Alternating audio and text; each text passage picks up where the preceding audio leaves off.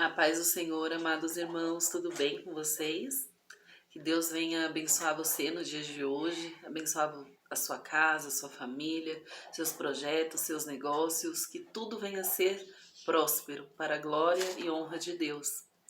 Antes de iniciarmos o nosso conteúdo, eu gostaria de pedir para você para deixar o seu joia, né, o seu like, para você se inscrever no nosso canal e acionar o botão das notificações. Tudo bem? Muito obrigada, te agradeço. Irmãos, não sei quantos de vocês acompanharam, mas eu fiquei tão feliz com essa notícia. E é uma notícia que o Senhor trouxe à minha memória no dia de hoje para meditarmos juntos, né? O quanto que o reino dos céus está próximo e o quanto Deus tem chamado pessoas de diversas nacionalidades, de diversas raças e de diversos meios, inclusive no meio famoso aí, né, o meio das celebridades. Fiquei tão feliz, tão contente, irmãos, e eu creio que vocês também, com a notícia que a filha do Rodrigo Faro se converteu, a Helena. 11 aninhos e Deus já chamou essa jovem. Ela é uma bênção, viu? Eu acompanhei, entrei no Instagram dela, pude ver o quanto ela é uma jovem que Deus tem procurado chamá-la para fazer a obra do Senhor. Creio que com o tempo Deus vai trabalhar no seu coraçãozinho, na sua vida e muitas coisas Deus irá fazer.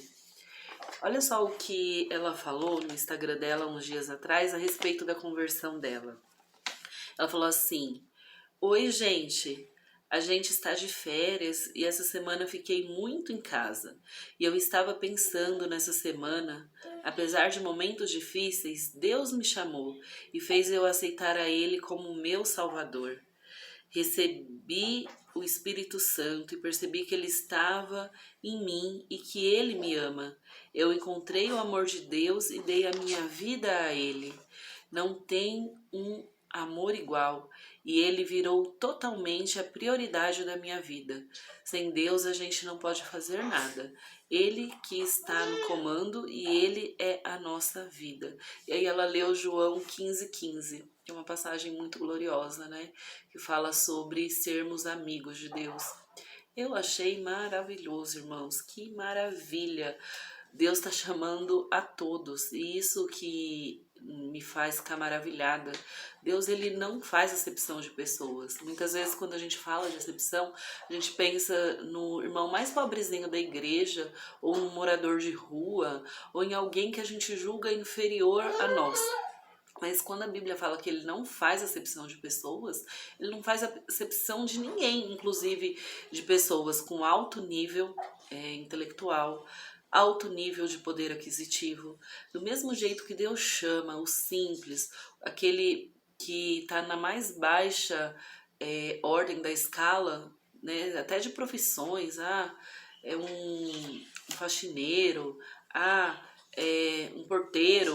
Não, ele chama quem tá na multinacional, o chefe, sabe, da multinacional, ele chama empresários. Para Deus ele não faz acepção, ele não tá se importando se você é pobre, se você é rico, se você tem condições, se você não tem condições. Ele não tá se importando com o que os homens veem que você tem. Ele olha para você, para o seu coração, para sua alma, para o entendimento que você tem a respeito dele e ele vai se revelando, sabe? Independente de qualquer coisa. E eu achei isso muito interessante. Uma menina tão jovem, né? 11 anos. Eu, na minha época, com 11 anos, brincava de boneca. Eu era considerada criança. Hoje em dia, você falar que uma pessoa de 11 anos é criança, ainda mais ela que puxou o perfil da mãe, é alta e tudo, vamos falar que a gente tá meio maluco, mas vamos pôr aí uma pré-adolescente. Deus chamou uma pré-adolescente, irmãos, que tem tudo, que tem riqueza, que tem a fama do pai, a fama da mãe, que tem uma vida confortável, mas ela passou uma situação difícil. Ela passou um período que ela estava triste, ela mesma falou isso, e ali Deus se revelou a ela. Então Deus permitiu a situação difícil para ele se revelar a ela. E assim ele faz com todos nós, não só com a Helena, mas comigo, com você. Muitas vezes ele permite situações difíceis para nos chamar, Muitos foram chamados não pelo amor, como dizem, mas por circunstâncias que levaram à dor. E eu vejo que foi isso que aconteceu com ela. Ela passou por alguma situação que ela não revelou qual é, e ali Deus foi trabalhando na sua alma, no seu espírito, e ela se entregou a Jesus.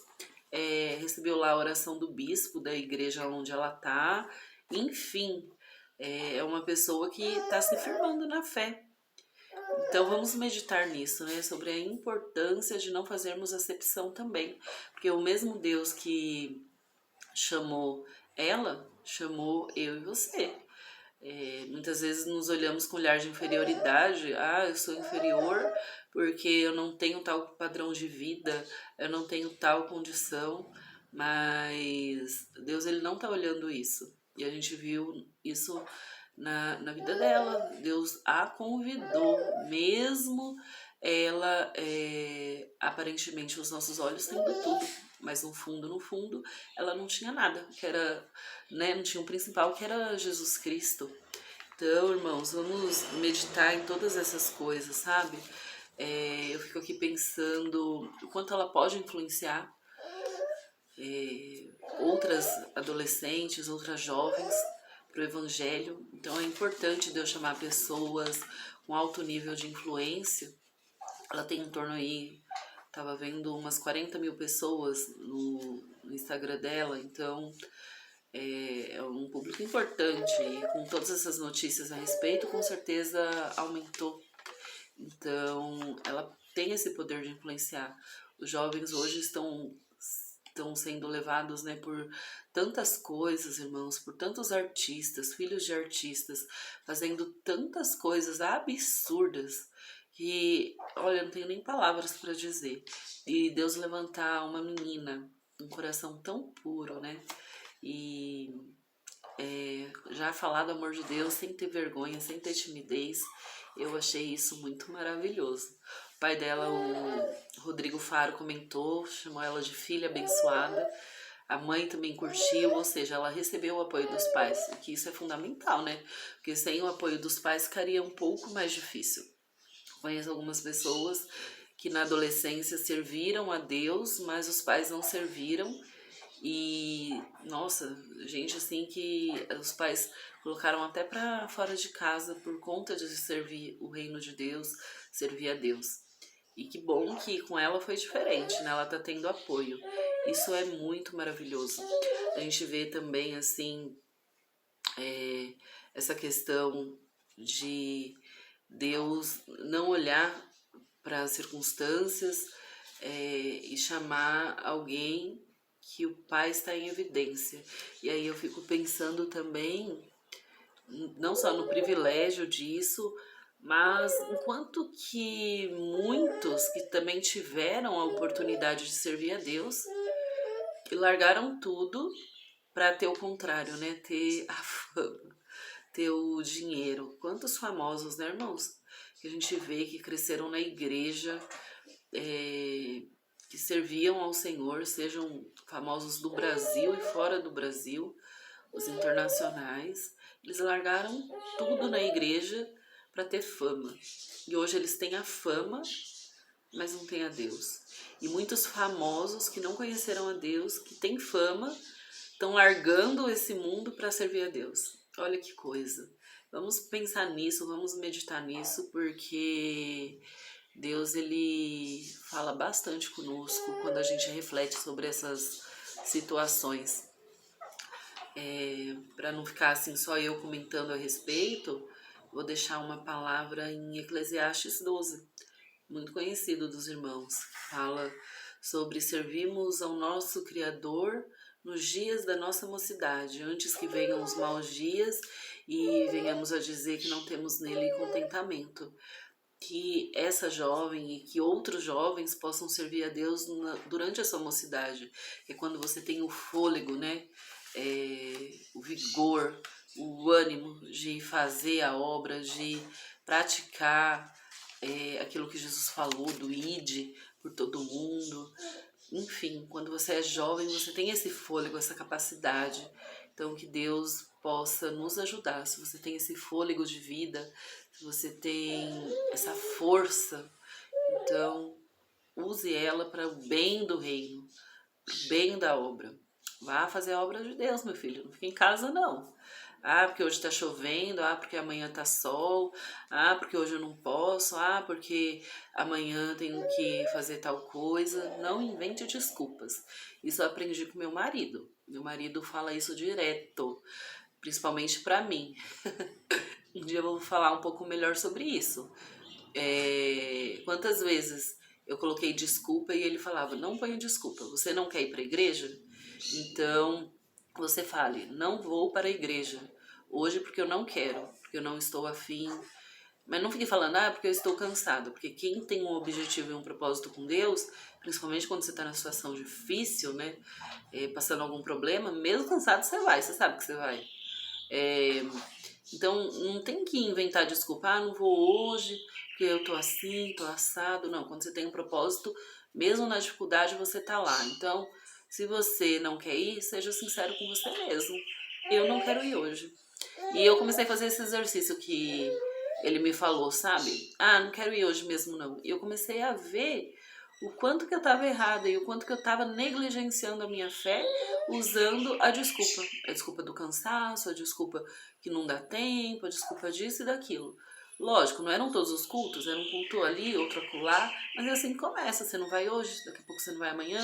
Pode ver, quando a gente está indo para a igreja, todos os dias de culto, um dia que você falta, parece que deu desânimo de ir o resto da semana.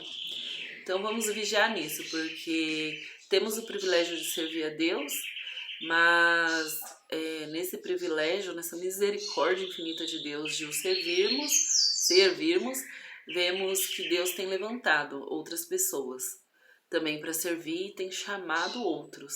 Então não vamos desperdiçar a oportunidade, irmãos. É isso que eu quero dizer. Às vezes a gente se acomoda porque está na igreja, porque está ali há anos e muitas vezes fazendo a obra relaxadamente, de qualquer jeito. Deus está vendo isso e está chamando outros. Está chamando jovem, criança, adolescente, homens, mulheres, idosos. Então venha você também fazer a obra do Senhor, para que o nome dele seja glorificado. Amém? Amém, então. Não esqueçam de compartilhar e deixem aí nos comentários, o que vocês acharam a respeito disso. Eu achei maravilhoso, extraordinário. Fiquei muito feliz mesmo. Deus abençoe.